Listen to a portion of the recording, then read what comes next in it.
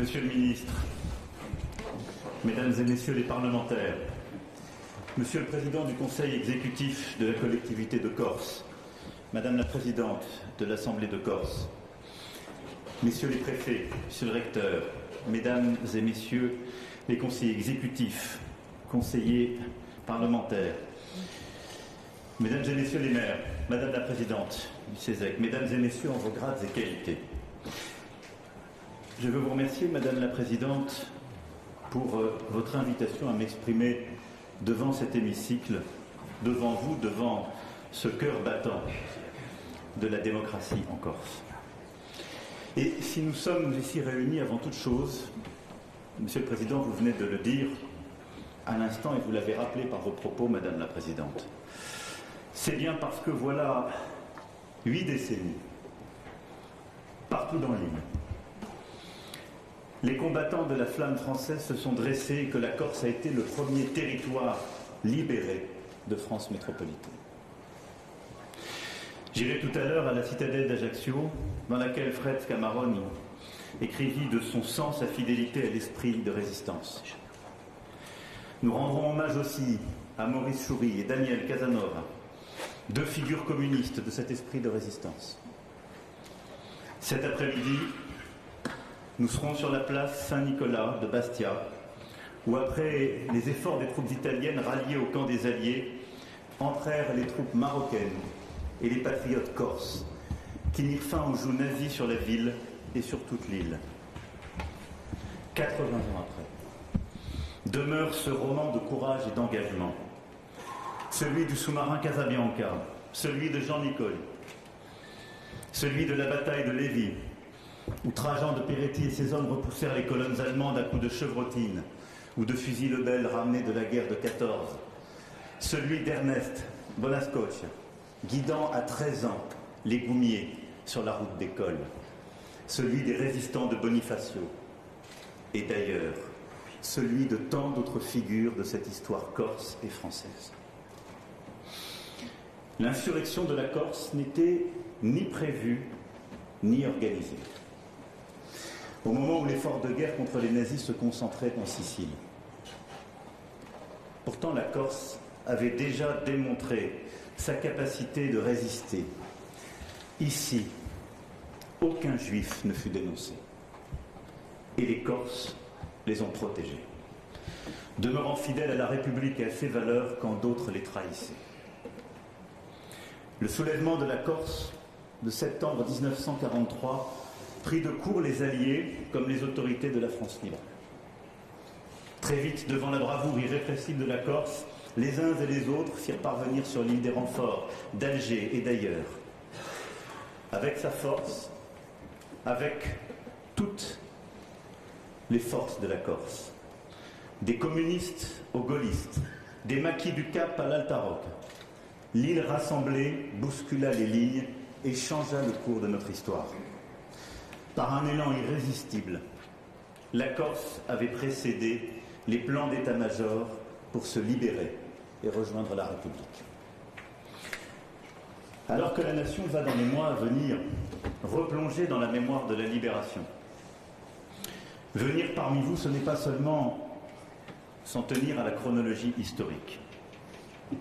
C'est rendre hommage à cet élan irrésistible de la Corse vers la République, à cette exigence vivante, impatiente parfois, intranquille sans doute, qui nous lie.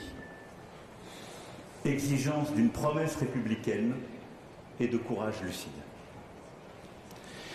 Cette exigence tresse depuis des décennies les relations entre l'État et la Corse, autour de cette même impatience, autour de ce même caractère pionnier de l'île. Ainsi, la Corse fut la première région décentralisée en 1982, la première collectivité territoriale à statut particulier dès 1991, et aujourd'hui, la Corse est la collectivité métropolitaine qui bénéficie des compétences les plus larges dans notre pays. Et c'est ici, devant cet hémicycle où vivent les valeurs démocratiques de la Corse, que je suis venu faire droit à cet élan renouvelé qui suppose ambition commune et reconnaissance nouvelle. Lors de mes déplacements précédents à Fouriane en 2017 en tant que candidat et à Bastia en 2018 en tant que chef de l'État, je m'étais d'abord engagé à donner à la Corse les moyens de son développement économique, social et culturel. Et il est juste de dire que conformément à ces engagements, le gouvernement a fait sa part et que nous avons ensemble beaucoup fait et cheminé avec un objectif simple et concret: rendre la vie des Corses meilleure. D'abord pour assurer la sécurité de nos concitoyens. C'est le premier pilier de la promesse républicaine. En Corse comme ailleurs, nous sommes intraitables avec cette délinquance du quotidien qui mine la tranquillité de l'île. Intraitables avec un trafic de stupéfiants qui, comme ailleurs, connaît un essor préoccupant. Les services de police et de gendarmerie, sous l'autorité des magistrats et des préfets, et je salue ici l'engagement de chacun, ont connu de vrais succès qu'il s'agit de poursuivre et d'amplifier. L'État n'aura non plus jamais aucune indulgence et aucune faiblesse face aux actions violentes et parfois clandestines liées à la criminalité organisée. 4 personnes ont été assassinées au cours du seul mois d'août.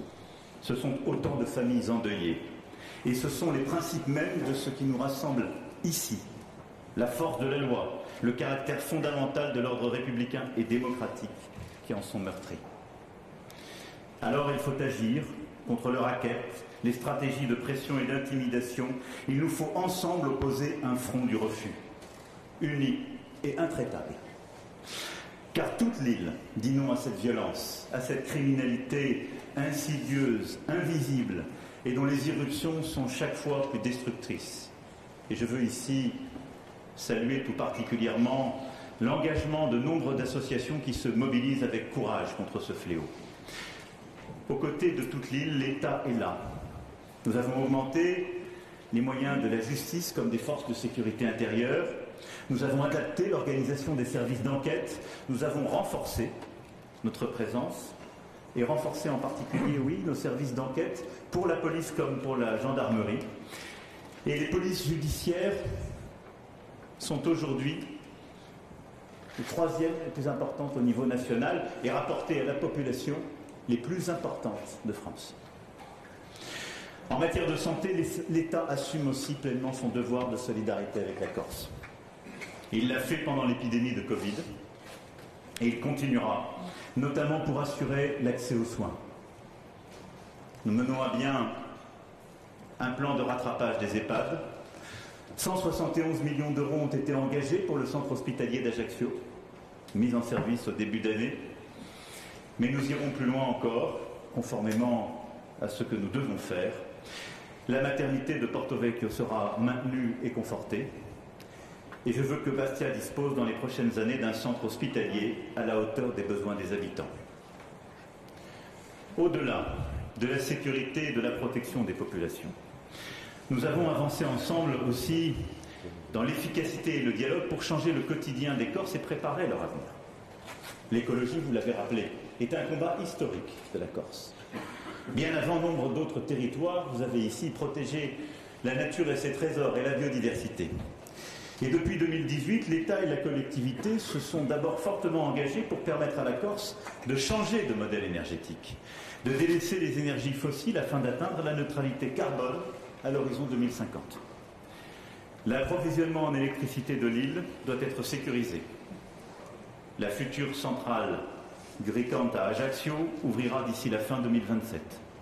Et l'État sera également présent aux côtés des collectivités pour opérer leur bascule vers une électricité et une énergie durable, pour mieux isoler les bâtiments et pour sécuriser les interconnexions électriques en Méditerranée. Il est impossible d'avoir de l'ambition en matière d'environnement sans évoquer la lancinante question des déchets, primordiale en termes d'environnement, en termes même d'autorité et d'efficacité des pouvoirs publics et dans la confiance que les citoyens leur portent. Voilà 4 ans, l'État a autorisé l'édification de l'écopôle de Vigianello, qui a permis d'éviter une crise majeure dans ce domaine. Dans un esprit de coopération et de vrai partenariat, l'État a pris la décision de financer à hauteur de 80% un premier centre de tri et de valorisation à Monte, et s'engagera sur un deuxième centre. C'est dans la droite ligne de l'engagement que j'avais pris devant les maires à Cozzano au moment du grand débat. Parler des rapports entre l'État et la collectivité, c'est par excellence évoquer la continuité territoriale. Promesse irréfragable de la République, nécessité vitale pour les Corses et leurs familles, levier de développement et d'emploi. En plus de la dotation annuelle de 187 millions d'euros, cette année, l'État a ajouté 33 millions d'euros dans un contexte de surcoût et a supporté une partie importante, 50 millions d'euros, de la pénalité décidée au terme d'un long contentieux avec un opérateur maritime. Et puis, l'État, vous le savez, soutient l'investissement des collectivités de Corse, qui exprimaient des attentes légitimes en la matière. Pendant 20 ans, le plan exceptionnel d'investissement a permis de financer 2 milliards d'euros de rattrapage d'équipements dans un travail mené avec l'ensemble des collectivités. En 2018, avec le plan de transformation et d'investissement de la Corse, PTIC, doté de 500 millions d'euros, j'ai souhaité une concentration sur les chantiers les plus structurants, ceux qui permettent de créer des emplois, de sauvegarder le patrimoine, d'améliorer la qualité de vie en Corse. Cet effort de tous les pouvoirs publics, construit en partenariat, porte ses fruits, transforme le quotidien de nos concitoyens, protège les paysages de l'île. Et je veux que pour les prochaines années, un PTIC de nouvelle génération renforce à son tour le développement économique et social de l'île et que nous puissions rester engagés aux côtés de toutes les collectivités qui le souhaitent. Le PTIC représente le changement de méthode que j'avais annoncé à Bastia et mis en œuvre depuis 5 ans, un engagement fort et entier de l'État, mais d'abord et avant tout en soutien aux collectivités de l'île en vue d'améliorer le quotidien et de préparer l'avenir. Et plus que jamais, cette entente et cet esprit de responsabilité doivent nous guider pour aborder les domaines sur lesquels les attentes comme les défis demeurent.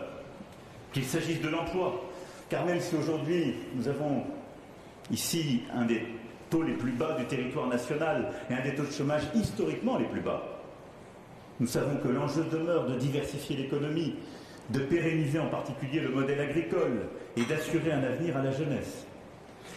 Ou qu'il s'agisse du logement, nous savons combien ce sujet est un sujet de préoccupation majeure pour tous les Corses qui doivent affronter tout à la fois des loyers extrêmement élevés, une pénurie de biens, une pression foncière insoutenable, un encadrement normatif bien plus contraignant qu'ailleurs.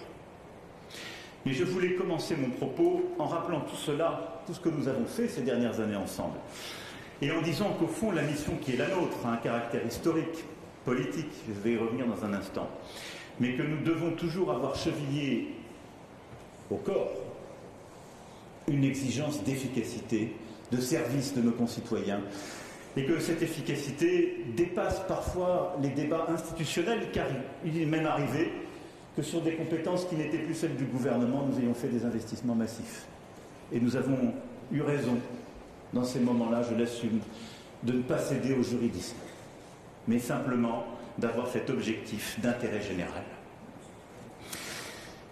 En commençant à évoquer le quotidien des Corses et le travail mené avec l'ensemble des maires de l'île, et je veux ici les saluer chaleureusement, tout ce qui a été accompli sur ces priorités. Nous savons aussi que le quotidien de la Corse est marqué par sa relation à l'État et la République.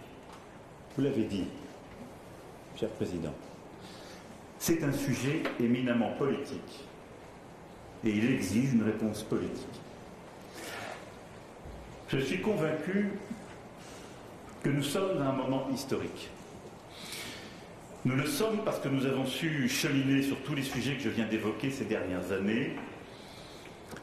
Nous le sommes parce que vous appartenez, ici, à la tribune comme au balcon, à des sensibilités et des formations politiques diverses, mais à des générations qui avaient connu le pire. Nous le sommes parce que ces derniers mois, tous ensemble, vous avez su éviter le retour du pire. Avec un esprit de responsabilité et un sens du devoir qui interdisent l'indifférence ou le statu quo. Nous sommes à un moment historique car je pense qu'il y a une conscience collective, précisément, pour pouvoir avancer. Et laissez-moi sur ce sujet vous dire ma conviction. La Corse est enracinée dans la France et dans la République. Elle a même souvent été pionnière. Songeons à la Constitution de 1755 de Pascal Paoli, de sa modernité démocratique. Et la Corse a aujourd'hui besoin de davantage de liberté, de la reconnaissance de son identité, de sa singularité insulaire et méditerranéenne. Et c'est cet enracinement dans notre histoire commune et cette reconnaissance qu'il faut tenir ensemble pour sortir de cette situation d'incompréhension et de confrontation, de défiance et de ressentiment. Et il y a souvent eu de l'incompréhension, parfois de l'indifférence, qui ont nourri le ressentiment qui peut conduire jusqu'à la violence. C'est pourquoi le moment que nous vivons impose une véritable reconnaissance. Pour sortir du face-à-face, il faut épouser la complexité de cette histoire et ouvrir une page nouvelle. Je suis favorable à ce qu'une nouvelle étape soit franchie. Cette étape a été préparée par le ministre de l'Intérieur et des Outre-mer, et je veux l'en remercier tout particulièrement, qui, depuis plus d'1 an, a mené à Paris ou ici en Corse, avec vous, et vous avez rappelé, Président, le texte que vous avez signé ensemble, dès mars 2022, puis ce travail associant toutes et tous. Un premier cycle de discussion avec les responsables politiques et les élus de l'île s'est conduit. Et je mesure, et je salue aujourd'hui votre engagement sincère et le courage pour dépasser les clivages et la volonté d'être cette génération de responsables déterminés à favoriser la sérénité et la prospérité de l'île. Disons-le clairement au moment où je vous parle, tout ce travail étant reconnu, le statu quo serait notre échec à tous. J'avais donné mandat au ministre d'identifier avec les élus insulaires l'ensemble des obstacles et des freins au développement de l'île, afin de proposer les voies et moyens susceptibles de les lever. Et ceci dans un seul et unique souci, offrir à nos compatriotes vivant en Corse un horizon apaisé. Dès le début de cette démarche, le gouvernement a pris un certain nombre d'engagements. Les membres du commando Érignac encore détenus ont été transférés au centre pénitentiaire de Borgo, souscrivant à une demande ancienne de leurs proches. L'inspection générale de la justice a publié un rapport et les parlementaires ont conduit des travaux importants, faisant toute la lumière, sans tabou ni déni, sur les conditions de l'assassinat d'Yvan Colonne. Cette page tragique de notre histoire commune doit être définitivement refermée dans le respect et la force de la vérité. En début d'année, je suis moi-même venu à la rencontre de la délégation corse à Beauvau. C'est à cette occasion que j'ai demandé à la délégation de m'adresser avant le 14 juillet des propositions, ce qui a été fait par la présentation de plusieurs résolutions devant votre Assemblée et le vote largement majoritaire de l'une d'entre elles le 5 juillet dernier. Pour ancrer pleinement la Corse dans la République et reconnaître la singularité, son insularité méditerranéenne, ce rapport au monde et son rôle dans l'espace qui est le sien, nous devons avancer. Et il faut, pour cela, l'entrée de la Corse dans notre Constitution. C'est votre souhait, je le partage et je le fais mien. Car je respecte et je reconnais l'histoire, la culture, les spécificités corses dans la République, ce lien entre cette terre, cette mer, cette ambition enracinée. La vocation de la Corse ne peut pas s'enfermer dans un texte, mais l'inscription dans un texte, et en particulier celui de notre Constitution, désormais la plus vieille et la plus durable de notre histoire, et ce geste de reconnaissance indispensable et de la construction d'un cadre respectueux de la singularité insulaire et méditerranéenne. Je ne veux ici préempter aucun des débats démocratiques que mèneront les forces vives en Corse et la représentation nationale. Je suis favorable à ce que les spécificités de la communauté insulaire corse soient reconnues dans la Constitution au sein d'un article propre, celle d'une communauté insulaire, historique, linguistique et culturelle. Ces mots, je le souhaite, seront ceux de notre texte fondamental, des mots de respect et de reconnaissance. Fort de cette reconnaissance constitutionnelle inédite, je souhaite que la langue corse puisse être mieux enseignée et placée au cœur de la vie de chaque Corse. Un service public de l'enseignement en faveur du bilinguisme sera mis en œuvre. Il nous faut donner plus de place à la langue corse dans l'enseignement comme dans l'espace public. L'insularité et l'attractivité de la Corse ont aussi conduit à créer des situations immobilières et foncières insoutenables pour les habitants, et créant ce faisant des difficultés d'accès au logement dans certains territoires.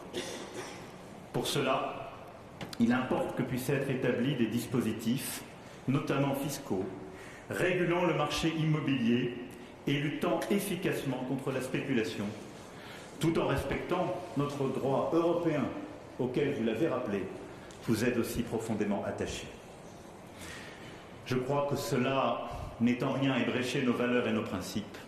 Au fond, c'est toute la politique du logement, son cadre réglementaire, qui suppose un effort considérable d'adaptation en vue d'une production plus massive et d'une lutte contre les spéculations.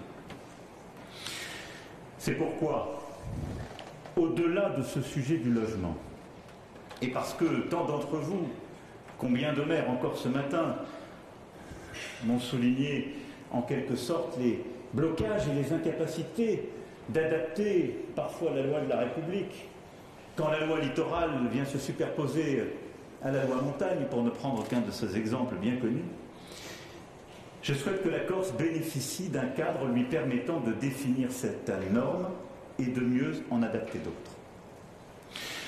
Il s'agit d'abord de rendre plus simple et plus effectif le droit d'adaptation et le droit d'habilitation. Ils existent déjà dans le statut actuel. Pourtant, ils n'ont jamais été mis en œuvre. Nous devons donc regarder ces blocages. Ils sont liés au fait que, parce qu'il n'y a pas d'accroche constitutionnelle reconnaissant cette singularité, il n'y a pas une adaptation suffisante. Il nous faut là-dessus bouger. Il faut aller plus loin, et je suis favorable à ce que soit étudiée la possibilité pour la collectivité de Corse de définir des normes sur des matières ou des compétences transférées. Cette capacité normative devra évidemment s'exercer sous le contrôle du Conseil d'État et du Conseil constitutionnel.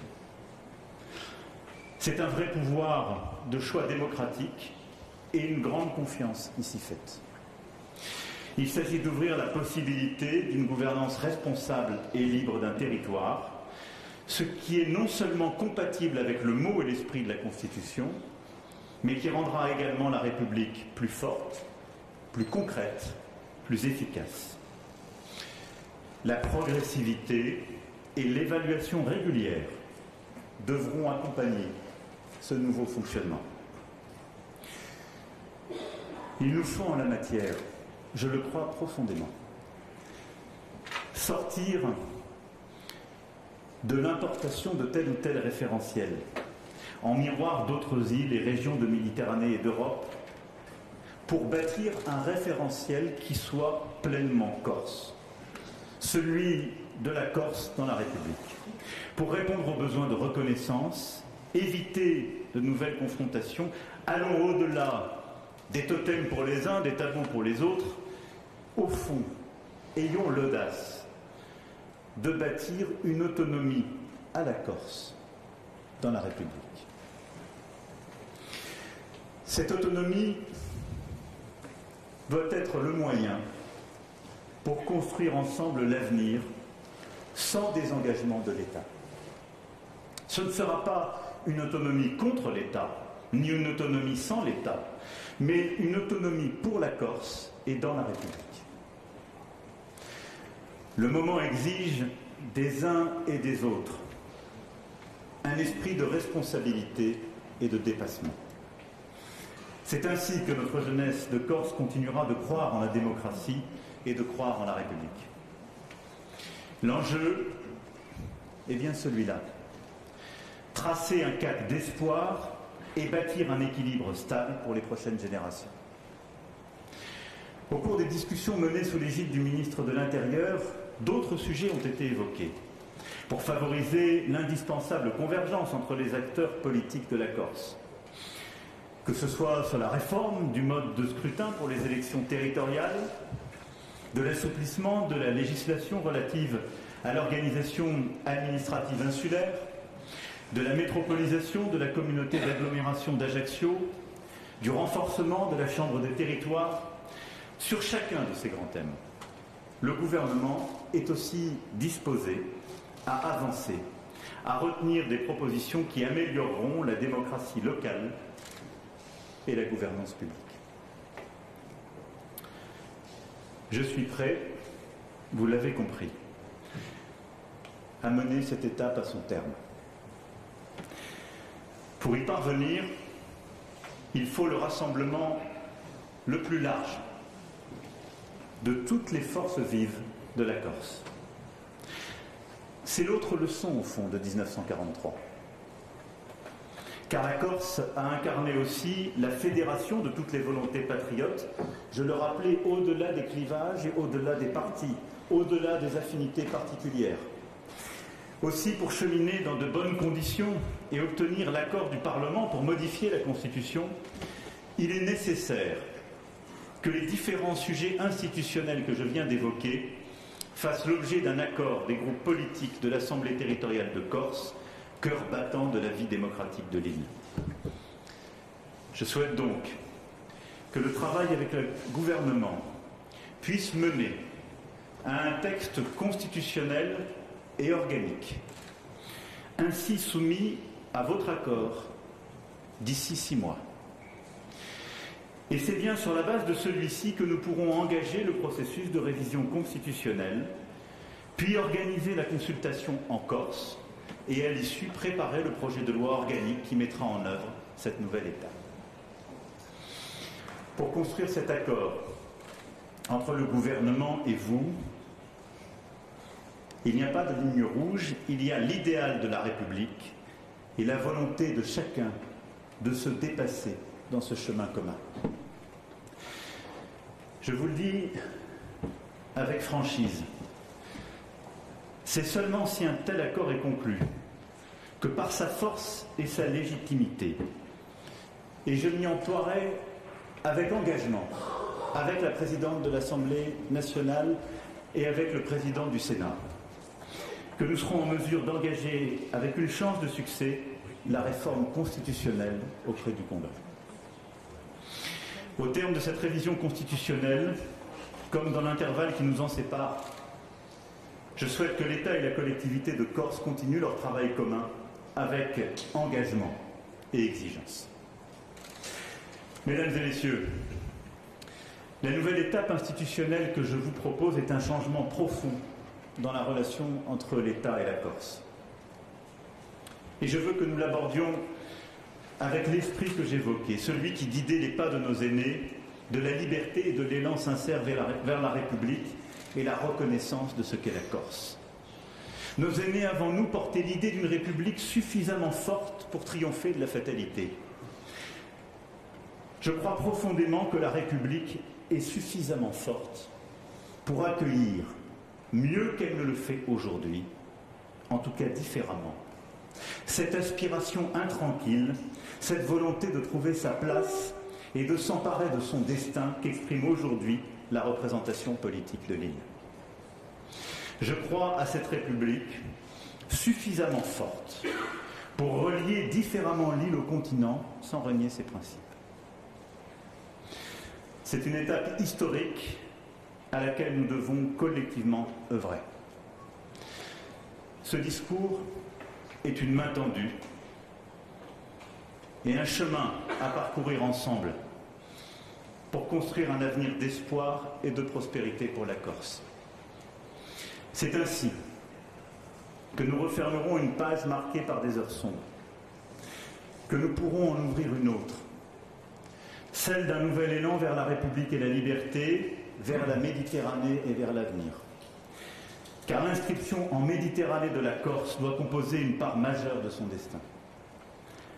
La Corse, par sa beauté, par l'accumulation de civilisation et d'ouverture reçues en legs des siècles passés, par la fièvre créatrice de sa jeunesse et de ses artistes, a toute sa place dans cette ambition essentielle pour nos intérêts stratégiques, dans nos relations avec toutes les rives de la Méditerranée. La nouvelle étape institutionnelle que nous voulons lancer doit permettre à la Corse de conserver son âme et son identité, tout en restant dans les bornes de la République, et de continuer ainsi à bénéficier de la solidarité nationale. Notre priorité, c'est d'aider la collectivité à répondre aux attentes des Corses, l'aider à bâtir l'espoir et la sérénité.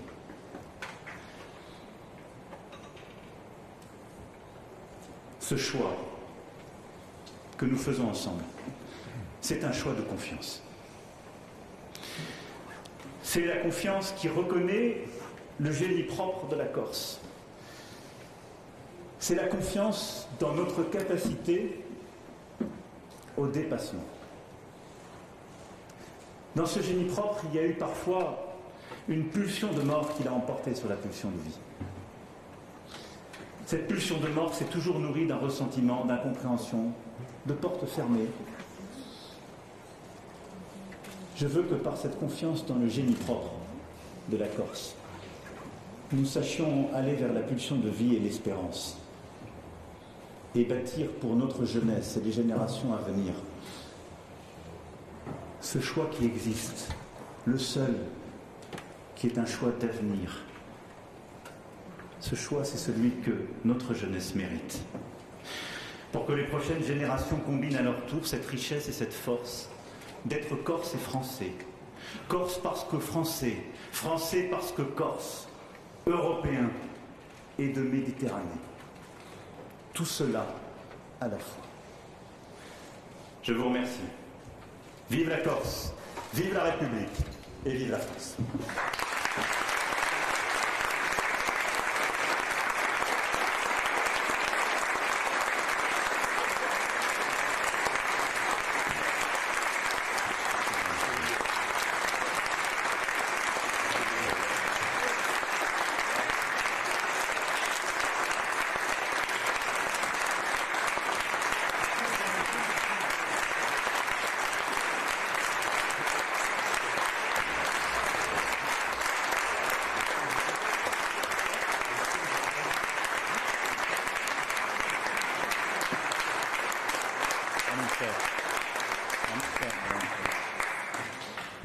Merci à vous.